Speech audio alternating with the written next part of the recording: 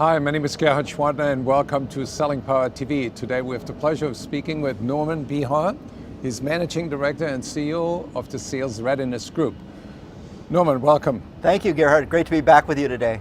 You just gave me a copy of your wonderful new book, The High Impact Sales Manager. Why this book? Gerhard, we obviously have a very strong sales management training program, and what we saw in the market today is that most of the books that deal with management are very theoretical, and our program and our offering is really much more practical. And so we felt we could take and what we've learned at the Sales Readiness Group based on our personal experience over the past 30 years, and also our very robust training program, and really create a very practical guide that managers can immediately apply to become a high-impact sales manager. So what makes this book unique?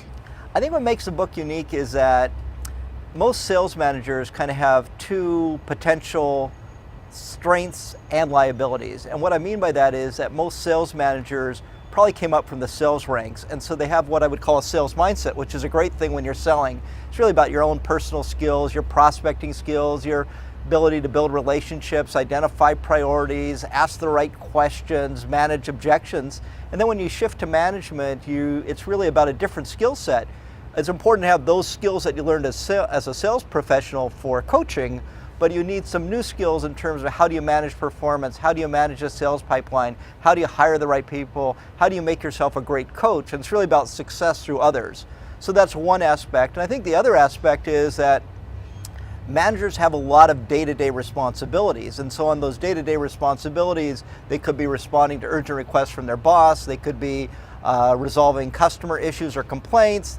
Salespeople aren't the easiest to manage always, so they may have a lot of personnel issues, and so they're somewhat stuck in a daily grind. And so the idea behind this book was really to help them make the shift to really become a much more effective high-impact manager by being able to hire the right people and hold them accountable, being able to manage a sales pipeline and produce accurate sales forecasts, being able to manage performance not just based on results because that's rear view looking, but really look at those leading indicators of performance, become a much better coach, and obviously a much better leader, and really learn how to lead and inspire others. Right.